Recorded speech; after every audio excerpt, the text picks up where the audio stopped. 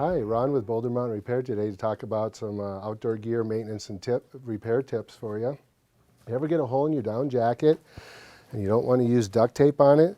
Well, today we're going to talk about Gear Aid's peel and stick fabric patches and seam grip to fix this garment with. It works really well, and when done properly, you can get a long life out of it and many washes with the garment.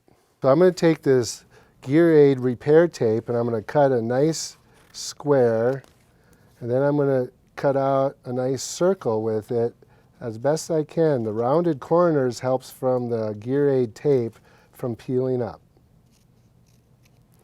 Once you have your patch made, go ahead and peel off the back side.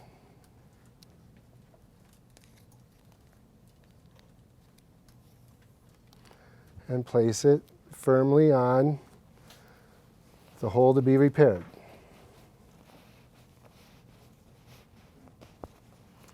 Once you get it all pressed on there, you can take your seam grip and give us a little hole there. Get that going. Now what we're going to do is we're going to put a bead of this all the way around the edge, and this will help keep the patch on and give it some good longevity. And there you have a good permanent patch that should last a long time and go through many washes.